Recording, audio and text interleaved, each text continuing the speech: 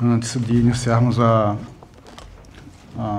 ordem do dia propriamente dita, está franqueada a palavra para quem queira dela se utilizar. Não tendo ninguém que queira se manifestar com a palavra para a relatoria, o conselheiro Rodrigo Siqueira. Senhor presidente, senhor e senhora conselheiros substitutos, senhor membro do Ministério Público de Contas, tenho 15 processos, dos quais 5 migrados da sessão passada, 10 pautados para o dia de hoje. Eu vou fazer a leitura em lista como a praxe aqui no tribunal.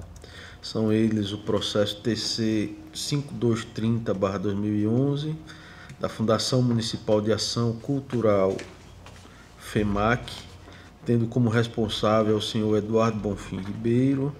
Processo TC 4016/2011, da Câmara Municipal de Maceió, tendo como responsável o senhor Eduardo Antônio Macedo Holanda.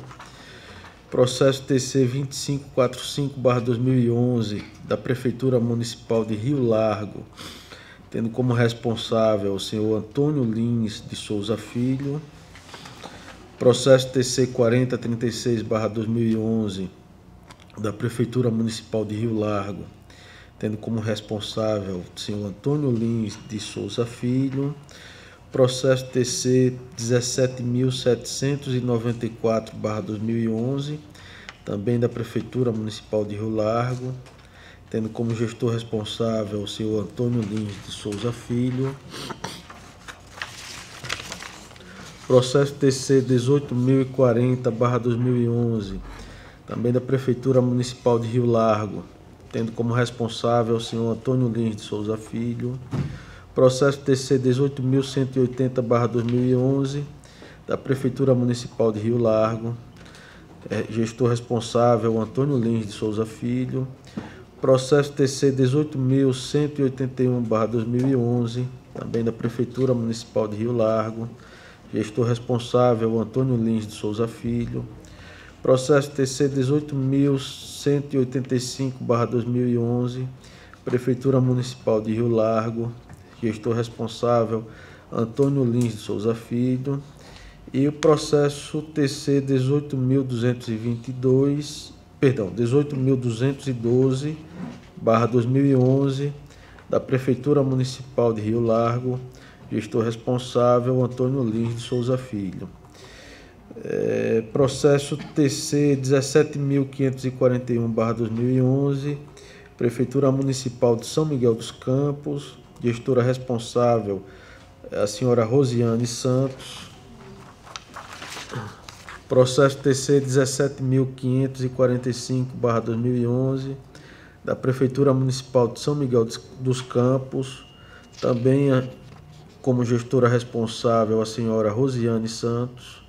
Processo TC 4310/2011, Prefeitura Municipal de União dos Palmares, tendo como gestor responsável o senhor Aresque Damara de Omena Freitas Júnior.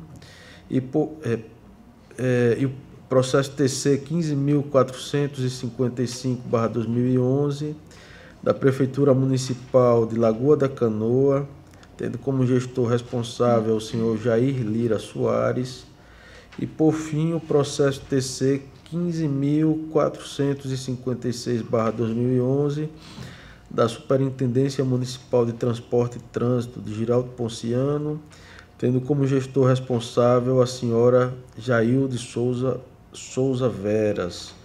Todos os processos, excelência, eu estou acolhendo a prescrição da pretensão punitiva, tendo em vista que entre o ato de descumprimento da obrigação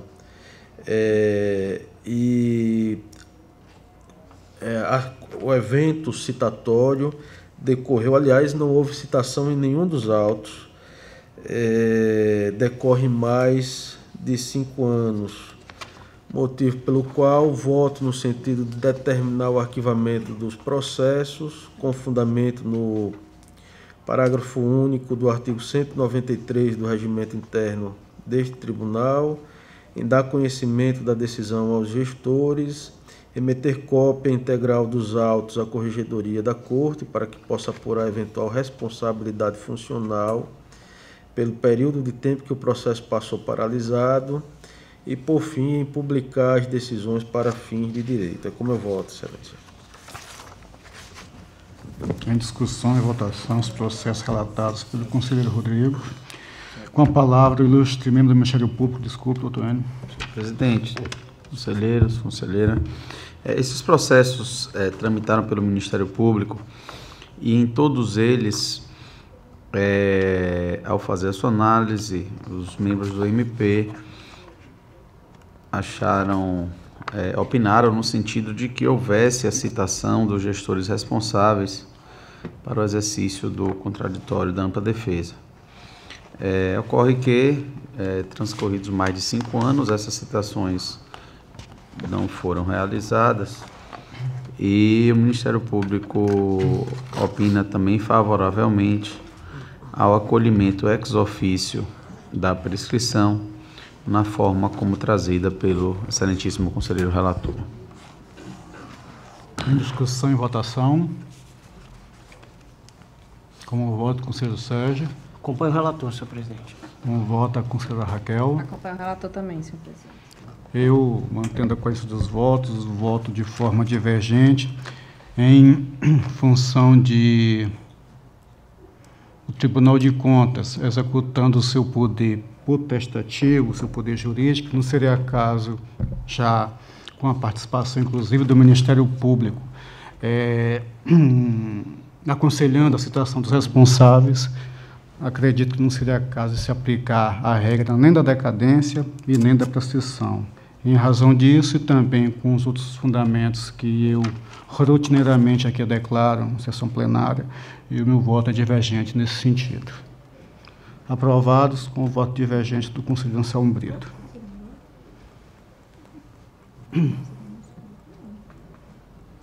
Senhor presidente, sendo assim, fica encerrada a minha pauta para o dia de hoje. Com a palavra para relatar o conselheiro Sérgio Maciel.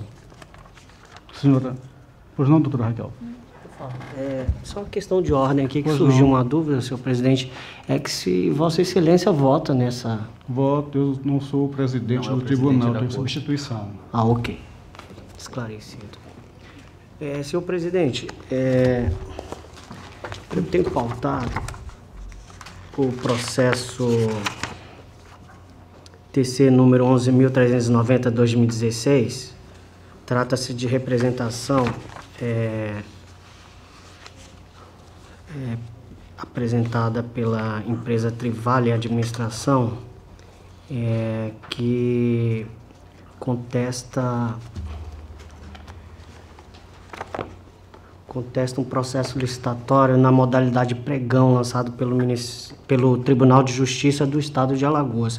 Eu solicito, senhor presidente, a retirada de pauta do presente processo e automaticamente o adiamento dele para a próxima sessão, em razão de alguns ajustes que eu estou procedendo no voto. Então, seria o adiamento, conselheiro Sérgio, para a próxima sessão do Isso. processo. Sendo assim, que fique registrada a solicitação do conselheiro Sérgio Maciel. Para o dia 8, próxima sessão. Só isso, senhor presidente. Portanto, então, não tenho mais processo para relatar nesta sessão. Conselheira Ana Raquel, tem processo a relatar? Não, senhor presidente, sem processo. Sendo assim, eu peço ao conselheiro Rodrigo que assuma a presidência para que eu possa relatar os meus processos.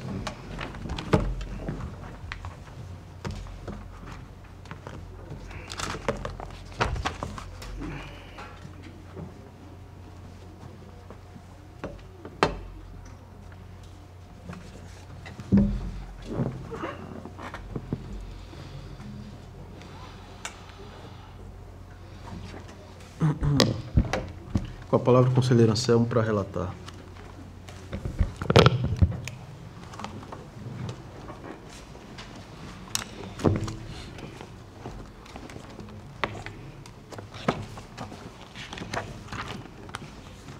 Senhor presidente, presidente, senhores, senhor conselheiro, senhora conselheira, ilustre membro do Ministério Público, que oficia junto a esta Corte de Contas.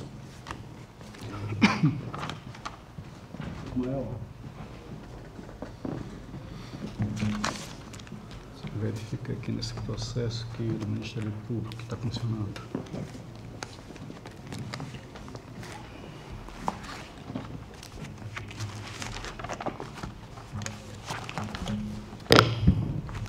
Excelências, trago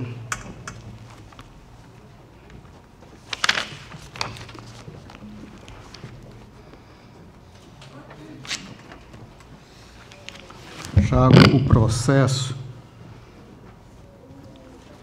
44/31 de 2006, um parecer prévio de governo, município de Estrela de Alagoas, exercício 2005.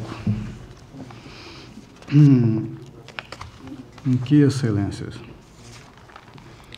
A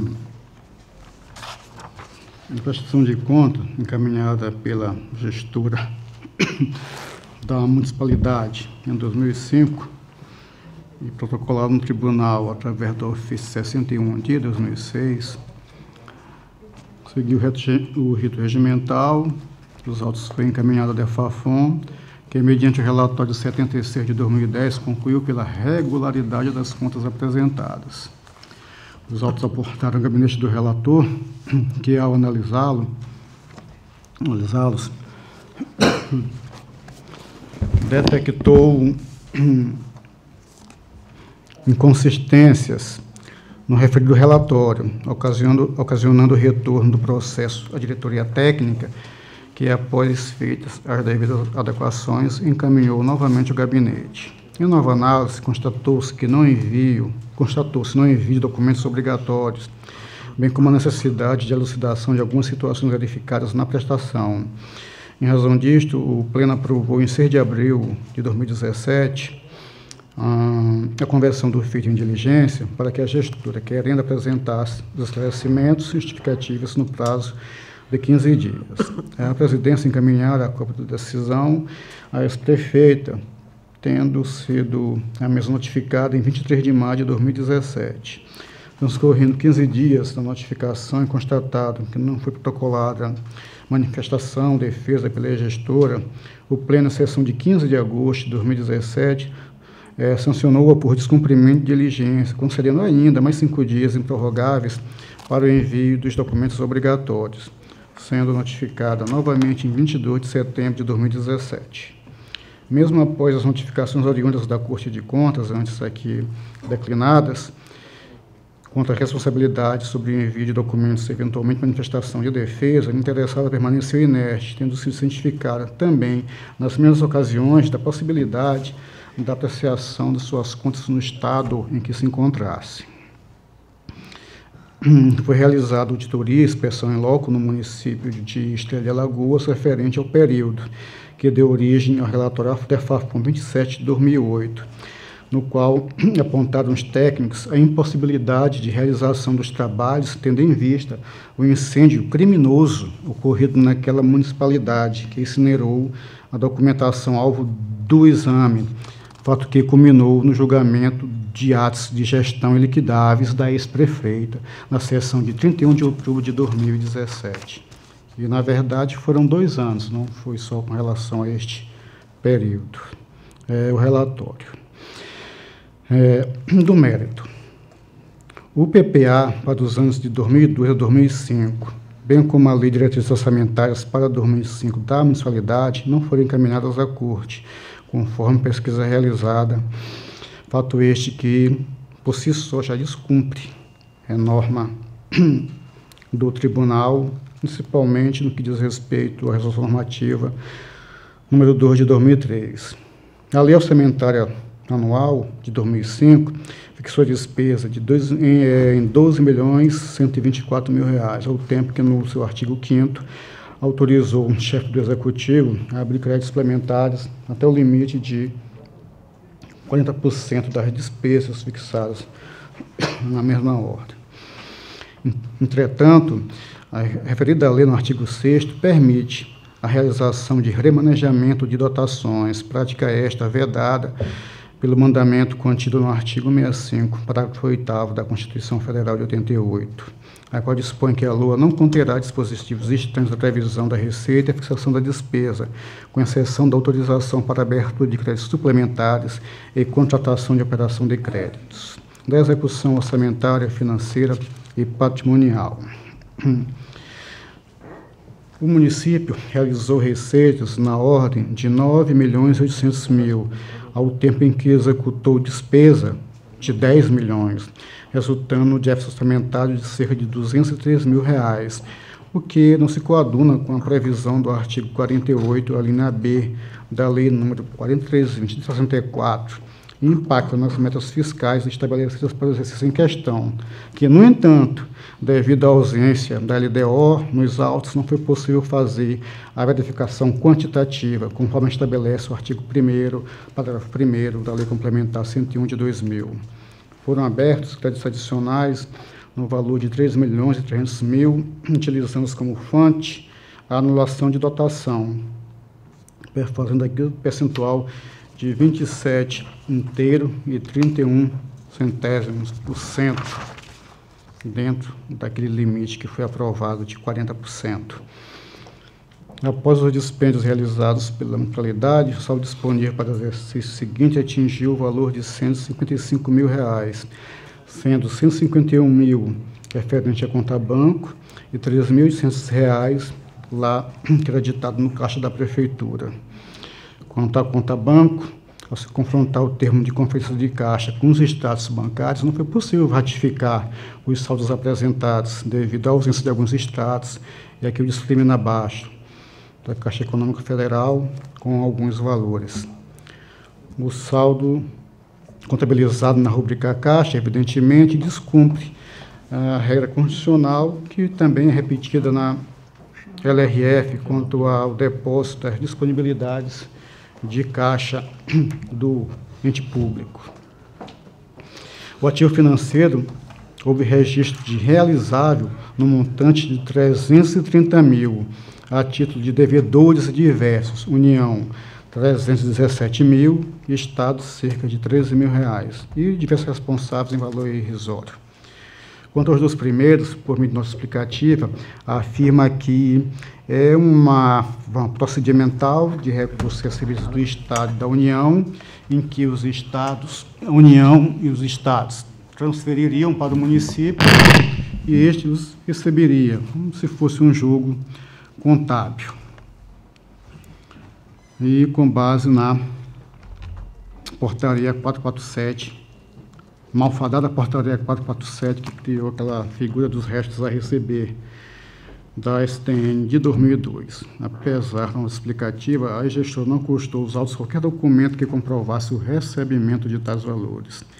Quanto aos diversos responsáveis, também por minha explicativa, que o valor demonstrado representa saldo em poder da AMA, correspondente ao convênio firmado com a entidade. De igual modo, não há comprovação documental a respeito, nem mesmo a cópia do eventual convênio firmado. As dívidas de curto prazo do município foram apresentadas pelos restos a pagar processados, 225 mil, pelas consignações, 145 mil. Houve o cancelamento de restos a pagar processados, na cifra de 372 mil, que aqui é complicado porque nós temos escrito 225. Ele cancelou 372 mil de restos a pagar processados. Que, segundo a doutrina de Francisco Lima Mota, no livro Contabilidade Aplicada à Administração Pública, também os restos a pagar processados representam uma obrigação líquida e certa do Estado para com seus credores, pelo menos durante 5 anos após a respectiva inscrição. Assim, além de descumprir a sistemática da execução da despesa pública, conforme artigo 36, combinado com o 63 da Lei 4.320, revelaria em tese enriquecimento sem causa do poder público, além da situação esdrúxula de se cancelar restos a pagar maior do que tem registrado. Houve emissão no exercício de precatórios no patamar de 109 mil, pagamentos baixos de INSS de cerca de 7 mil e de precatórios na cerca de 16, os quais, somados aos saldos do exercício anterior, no final do ano de 2005, perfazem compromisso de longo prazo fundado no montante de cerca de 555 mil. Não há nos autos documentos comprobatórios dos pagamentos realizados, nem com INSS, nem com precatórios. Dos limites constitucionais e legais. A Receita quer, para apuração do limite de MDE, como da aplicação em saúde, esteve no patamar de R$ 5.840.000 aqui, arredondando. Houve cumprimento dos 25% em educação, aplicando-se o percentual não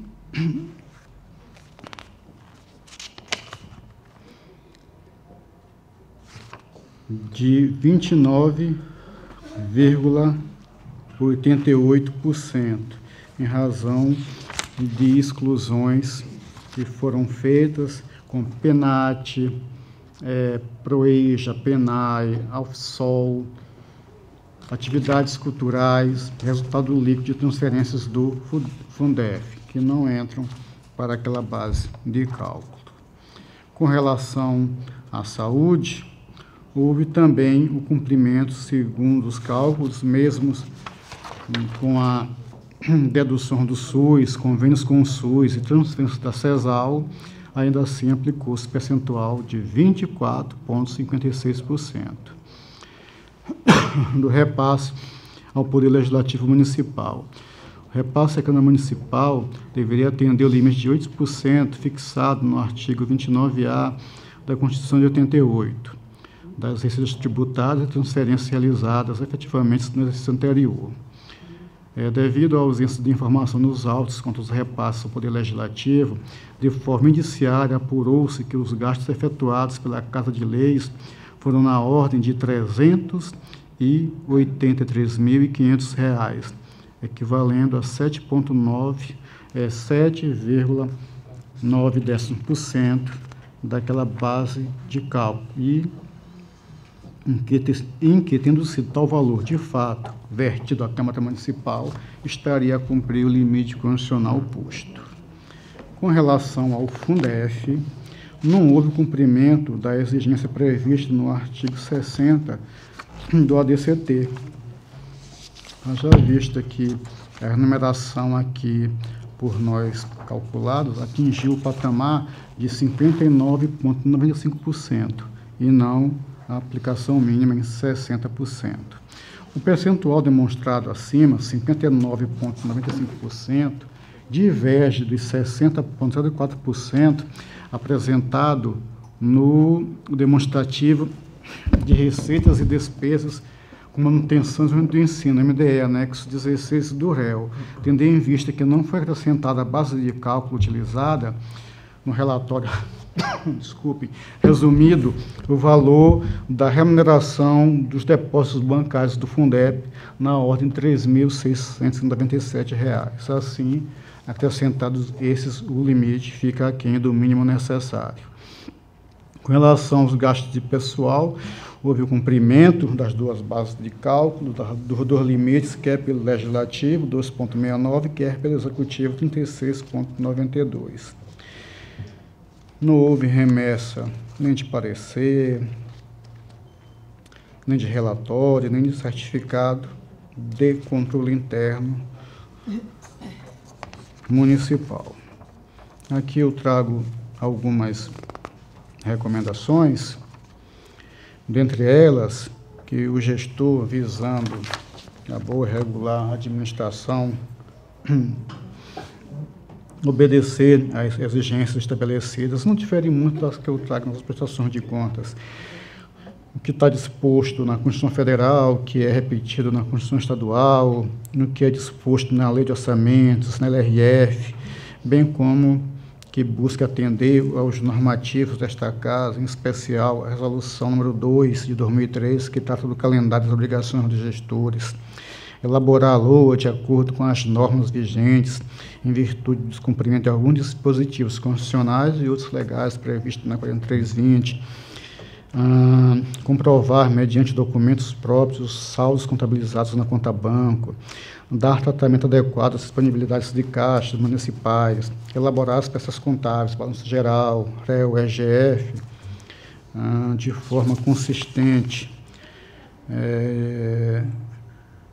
de modo a zelar pela precisão e clareza das informações contábeis, principalmente por serem instrumentos de transparência de gestão, os quais devem refletir a realidade das operações orçamentárias, financeiras, patrimoniais e fiscais, cumprir rigorosamente os limites constitucionais e legais, a fim que se evite a incidência de sanções decorrentes de sua desobediência, cumprir rigorosamente a sistemática da execução da despesa pública, inclusive quanto ao cancelamento de réis a pagar, especialmente processados, encaminhar os documentos comprobatórios das transações ocorridas, pelo menos de forma amostral, exceto quando efetivamente obrigatório o envio integral ou solicitados pelo tribunal, de modo a subsidiar, de fato, a apreciação das informações contabilizadas ou registradas, adotar providências quanto à elaboração do relatório de controle interno e, consequentemente, instituição, efetividade de funcionamento, assim como atender às diligências solicitadas pela Corte de Contas, tendo em vista que primam em lhe dar a faculdade constitucional de se manifestar nos autos, de buscar a possível verdade real, ainda que nos autos, assim como disposto na Carta Republicana. Tendo assim, excelências, tendo em vista algumas sanções, como o não envio de um relatório de controle interno, a não comprovação de pagamentos realizados com INSS precatórios, recursos em caixa não depositados em instituições financeiras oficiais, não comprovação de valores recebidos através da portaria 447 de 2002, ausência de extratos bancários, cancelamento de registros a pagar processados e, especialmente, o que é o método cerne do meu posicionamento, pelo descumprimento da aplicação mínima de 60% da remuneração do funcionário do magistério, item 26, e pelo não envio do PPA e da LDO para 2005, apresento voto no seguinte sentido: que o tribunal delibere um parecer prévio, quando a ser comunicado ou quando a ser feito julgamento pelo órgão legislativo, o faça pela reprovação ou rejeição, conforme os normativos que dão competência a esta Corte, especialmente pelo descumprimento de 60% da remuneração do funcionário do magistério e não envio do PPA e da LDO para 2005.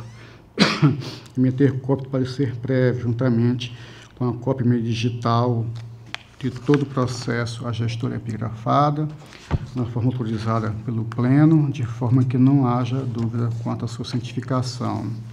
Cientificar a gestora do prazo para a defesa, conforme a lei orgânica, evidenciar ao Poder Legislativo as recomendações aqui feitas, que também devem ser comunicadas ao registro atual, solicitar à Câmara que, na forma do artigo 106, que nos informe do eventual julgamento, publicar essa decisão para os seus efeitos legais e retornar o processo ao gabinete do relator após os cumprimentos dos dispositivos acima para outras eventuais providências.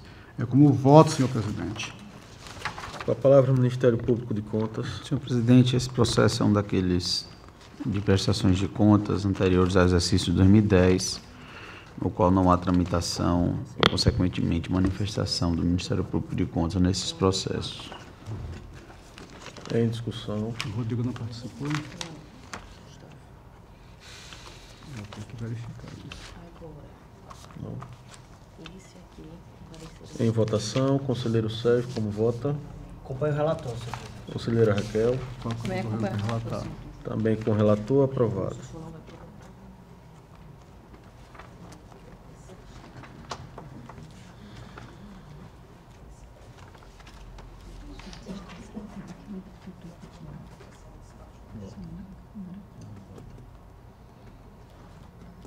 Só a presidente ou tribunal, bota que ele está no exercício da presidência da sessão. Senhor Presidente, esse processo mais extenso.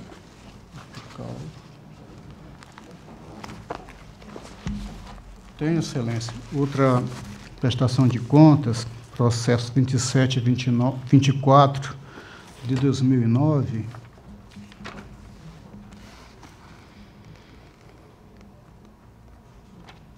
Prestação de contas de governo, Porto Calvo, exercício financeiro de 2008. Aqui, excelência, é um processo antigo, um processo que foi muito comentado, foi um processo que ficou, vou cometer aqui um exagero, quase uma década em vista, e está voltando finalmente aqui para que nós debrucemos sobre ele. Na verdade, o processo, o seu iniciador foi o ex-auditor substituto, João Batista, e esse processo depois migrou, evidentemente, assumindo o posto, a minha relatoria. Na sessão, excelências, eu vou pular algumas, para tentar ser um pouco mais sério, qualquer dúvida eu esclareço, excelência. Na sessão plenária do dia 29 de nove de 2009, o conselheiro substituto João Batista Camargo Júnior relatou parecer prévio de contas em tela, apresentando o voto pela reprovação em virtude do descumprimento do artigo 42 da Lei Complementar 130 de 2000. Na mesma ocasião, o conselheiro Cícero Melo da Silva solicitou vista dos autos. O conselheiro revisor, na sessão do dia 26 de julho de 2016, após 7 anos do pedido de vista do processo, corrigindo, 7 anos, excelência, apresentou seu voto no sentido de conceder o contraditório para a defesa do interessado por situações verificadas na análise da prestação de contas, em razão de não haver nos autos a comprovação de que tenha sido ofertado o direito do gestor em se manifestar. Inclusive, acatado esse entendimento do conselheiro Cícero Melo. Assim, considerando o argumento trazido pelo conselheiro revisor, o Pleno aprovou na sessão do dia 7 de março de 2017 a conversão do feito em diligência por meio de decisão simples, para que o interessado, querendo apresentar esclarecimentos, informações acerca das situações verificadas na prestação de contas, remetesse documentos obrigatórios no prazo de 15 dias.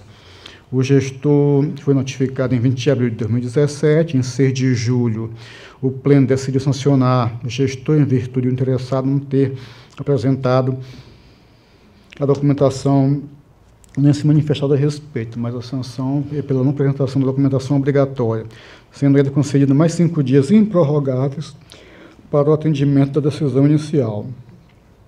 A folha 417 dos autos consta que o gestor foi regularmente notificado da sanção citada no anterior, em 3 de novembro de 2017, mas até a presente data nada apresentou. O atual gestor também foi notificado para que remetesse ao tribunal a documentação relativa ao exercício de 2008, a caso detivesse, em atenção ao dever do ente da guarda do seu histórico, inclusive dos seus documentos administrativos. Não houve realização de auditoria, conhecida entre nós como inspeção in loco, tendo como objeto esse exercício, conforme aqui o despacho, a folha 373, do senhor Dário César Barbosa da Silva, diretor à época da DEFAFON. Excelência, passo logo a razão do voto. Em pesquisa realizada no Sistema Integrado Modular da Corte, foi verificado que o PPA 2006-2009 e a LDO 2008 não foram remetidos ao tribunal, situação que descumpre o calendário das obrigações, número 2 de 2003 desta Corte, solicitado do gestor à época e atual prefeito de Porto Calvo em enviar documentos, os mesmos não foram encaminhados, situação que configura conduta a ser sancionada pelo não envio de documentos obrigatórios, além de impossibilitar, em escala considerável, a análise da gestão fiscal do município. O não envio dos anexos de metas e riscos fiscais junto à LDO, em tese, caracteriza a infração administrativa a ser processada e julgada pela Corte na forma do artigo 5º, inciso 2º da Lei 10.028.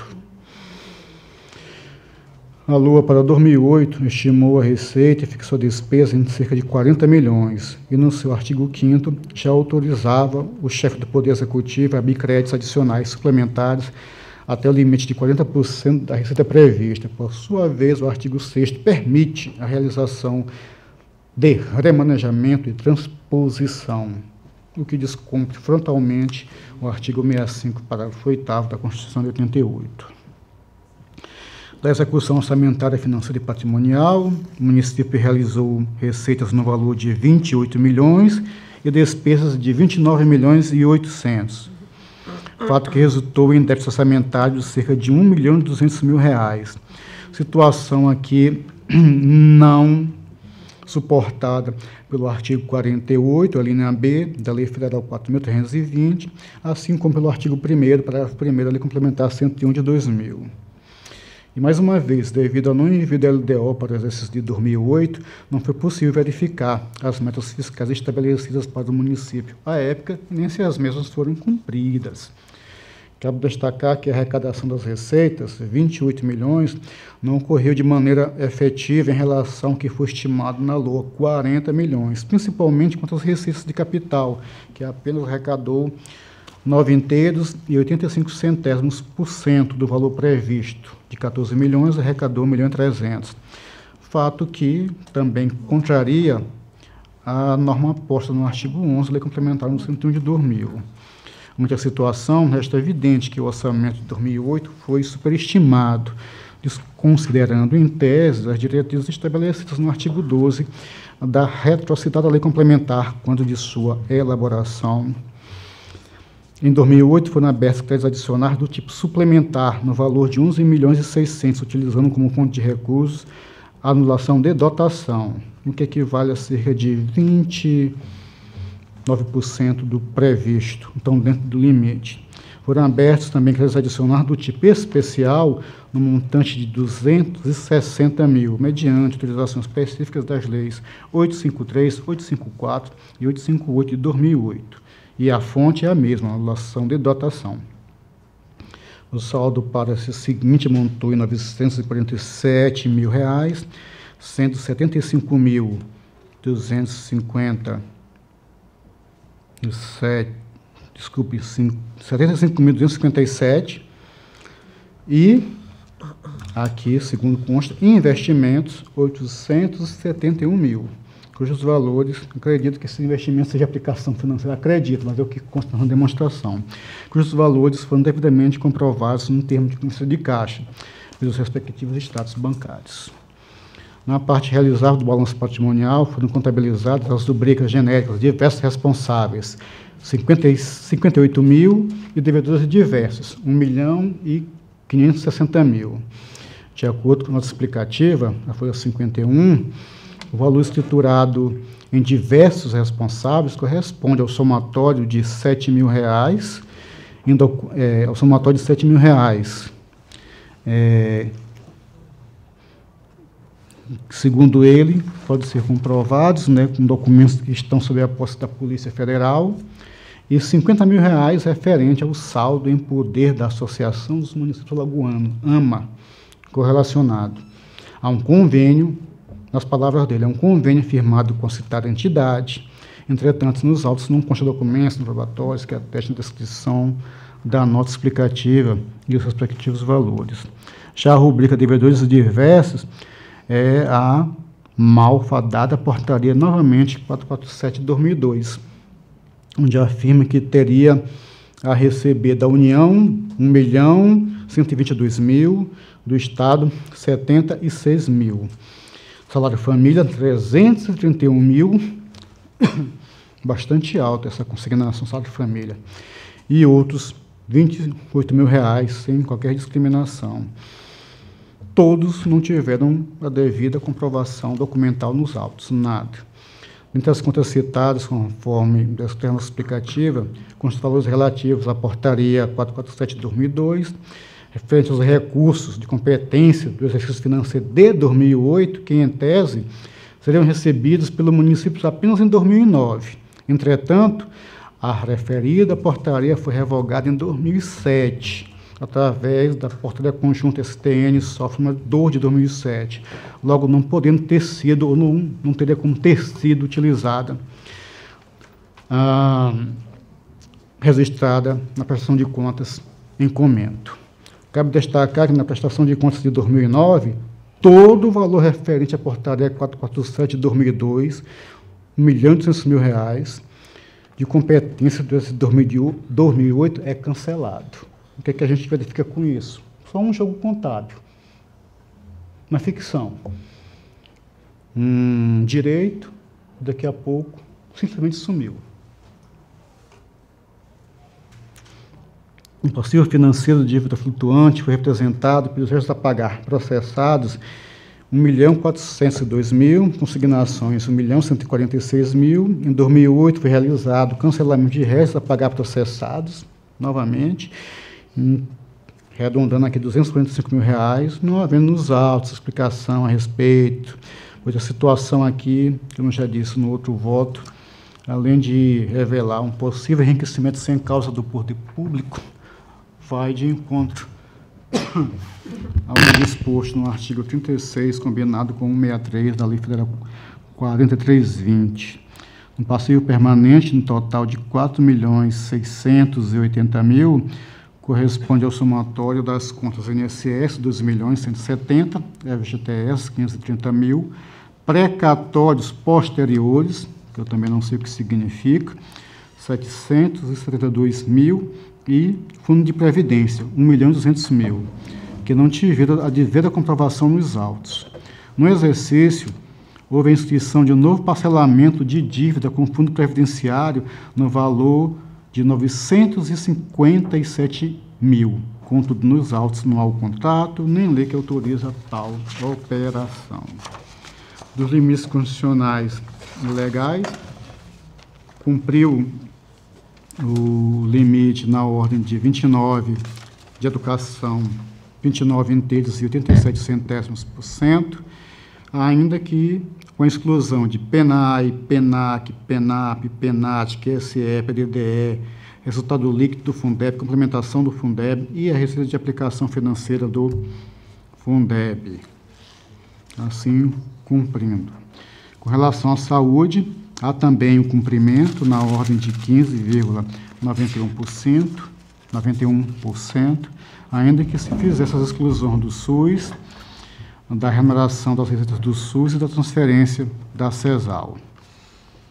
Aqui também teve uma outra exclusão, uma subfunção 512, que manutenção do sistema de abastecimento de água. Também foi excluído do montante, mas ainda assim cumpriria o valor de 15,91.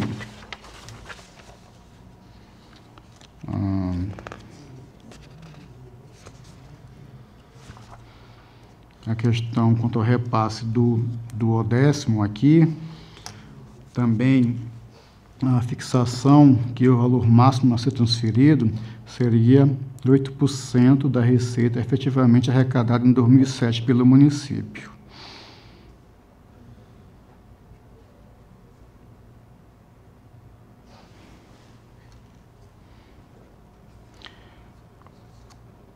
Assim, após as alterações orçamentárias pela abertura de créditos adicionais verificadas na LOA, o valor do repasse para a Câmara Municipal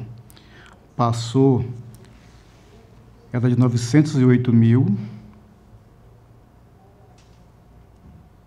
abaixo do limite máximo, que era 981.000. Com a alteração orçamentária feita pela abertura dos créditos adicionais, este valor passou para 1.053.000, ou seja, os 8% foram extrapolados em 0,59%. E aqui, coincidentemente, fazendo-se o cálculo, extraindo-se a questão do comparativo da despesa autorizada com a realizada, sobretudo a questão dos gastos com o poder legislativo, coincidentemente, o valor dos gastos da Câmara Municipal é igual à previsão constante da lei orçamentária após alterações. Ou seja, já a previsão, depois das modificações, já ultrapassaria o teto, e a confirmação que as despesas da Câmara Municipal foram em patamar também maior. Sendo esse valor efetivamente transferido, evidentemente que não houve o respeito à questão do repasse do duodécimo. Conduta essa, inclusive, classificada como um crime de responsabilidade na forma do parágrafo 2º, inciso 1º do artigo 29A da Constituição Federal de 88. Com relação ao Fundeb, houve o cumprimento na ordem de 60,04%. Com relação à despesa de pessoal, com o Poder Legislativo cumpriu 1,69%. Com o Poder Executivo também cumpriu, só que atingiu o limite aqui prudencial, 52,48%, isso ultrapassou.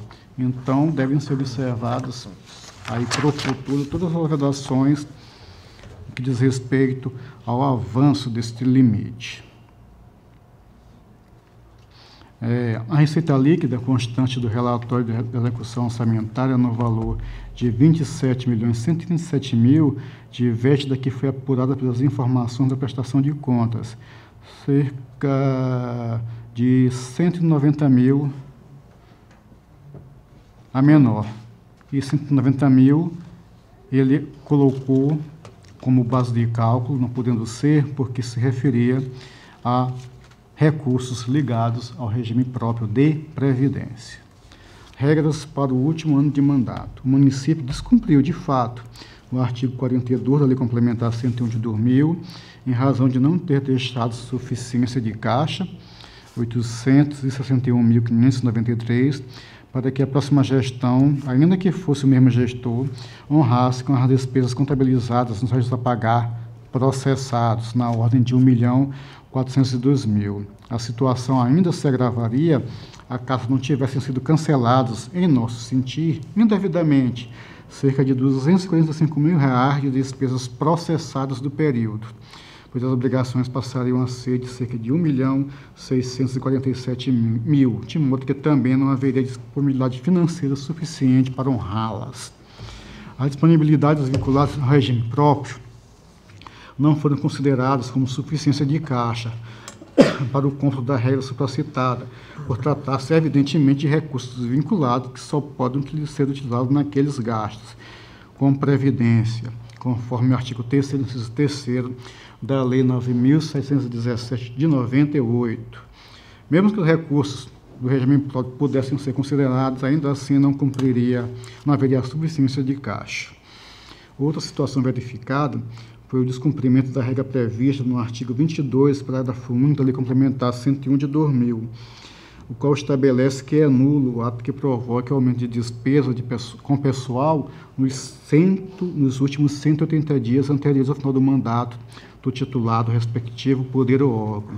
De acordo com os relatórios de gestão fiscal, da apuração feita aqui no item 33 deste parecer, a despesa com pessoal do Executivo aumentou de 11.900.000 no primeiro quadrimestre para 12.576.000 no segundo, chegando ao valor de 14.187.000 ao final do terceiro quadrimestre, inclusive extrapolando o limite prudencial estabelecido no artigo 22, parágrafo único da Lei Complementar 101 de 2000, como eu já expus aqui. Em termos percentuais, as referidas despesas em relação à RCL ficariam assim: primeiro quadrimestre, 48,75%, segundo quadrimestre, 49,41% e terceiro quadrimestre, 52,48%. Quanto às regras estabelecidas nos artigos 31, parágrafo 1º e 38, inciso 4º, ali na B da Lei Complementar 100/2000, o município as cumpriu, visto que não houve contratação de operação de crédito por antecipação de receita, AISAROS, e nem foi excedido o limite de dívida consolidada líquida. O instrumento de transparência da gestão fiscal, além de PPA, LDO que não foram remetidas, temos o REL, temos o RGF, os relatórios REL e RGF foram remetidos. Essas informações batem com o que foi apresentado na prestação de contas, e com exceção apenas da RCL, disposta no REL, conforme já abordamos, que considerou um valor que não deveria dela fazer parte, tendo uma diferença de aproximadamente quase R$200 mil.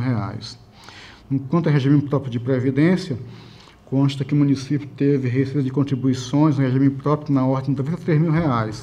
Contudo, não foi possível verificar o efetivo repasse ao tal regime, pela falta de documentação hábil. No sistema de controle interno não houve remessa do relatório certificado para parecer de controle interno daquela mutualidade. Aqui as recomendações, assim, queria pular porque são praticamente as mesmas do processo anterior e trago o meu voto do que eu quis relatar, mas especialmente pelo descumprimento do limite constitucional com o 10º, pelo descumprimento das regras para o último ano de mandato, 2 regras, na verdade, além de não envio do PPA e da LDO, juntamente, consequentemente, com suas metas fiscais e riscos fiscais, eu trago o voto para que este pleno delibere parecer prévio, recomendando à Igreja Corte, quando de julgamento, faça pela reprovação ou rejeição, com base no que é aqui dito de forma especial. E os demais dispositivos de praxe, evidenciar para o Legislativo aquelas recomendações, que nos informem do julgamento, solicitar que, no caso, independente do julgamento feito pelo Poder Legislativo, que seja instaurado procedimento próprio de competência da Corte, tendente a verificar a ocorrência de dano nas situações prescritas nos itens tais deste parecer, remeter o processo à direção do FUNCONTAS para que nos informe se houve o sancionamento em virtude do não envio da documentação solicitada, não havendo que nos informe o processo, não havendo que o faça, remeter cópia deste parecer ao gestor epigrafado, de forma que não haja dúvida quanto à sua cientificação, informá-lo da possibilidade recursal, encaminhar cópia do parecer ao Ministério Público Estadual e ao Ministério Público junto à Corte de Contas, no que diz respeito às atribuições, ainda que sejam para acompanhar este processo, o que deles sugerem publicar o relatório, o parecer no Diário Oficial da Corte, para seus efeitos legais, retornar o processo do relator após os cumprimentos dos dispositivos acima, até para eventuais outras providências. Como voto, senhor presidente. Com a palavra o Ministério Público de Contas. Senhor presidente, do mesmo modo que no processo anterior, esse processo não tramitou pelo MP, tendo em vista se tratar de prestação de contas anterior ao exercício de 2010, razão pela qual nos abstemos de fazer manifestação. Em discussão. Senhor presidente. Senhor presidente, só fazer alguma observações aqui, que vale também para o processo anterior relatado pelo conselheiro Anselmo, processo imediatamente anterior, que foi votado também pela rejeição daquela prestação de contas, se eu não me engano, exercício de 2006. Então, senhor presidente, esse processo, ele foi autuado nesta Corte de Contas em 2009, como relatou o conselheiro, e daí foi solicitado vistas, e somente em 2016 foi trazido novamente para apreciação deste egrégio plenário, e o processo veio com o pedido de audiência do responsável, ou seja, para que ele exercesse o seu direito à defesa e ao contraditório. Eu só queria chamar a atenção, senhor presidente, que esse fato prejudica bastante a avaliação das contas do gestor. Então, a gente tem um espaço de tempo muito grande entre os fatos e agora essa apreciação por parte desse pleno. Então, eu quero chamar a atenção que nesse espaço se perde muito de informação, de qualidade. Em grande parte a legislação foi alterada, né? Então, e a gente acaba também, como o conselheiro relator,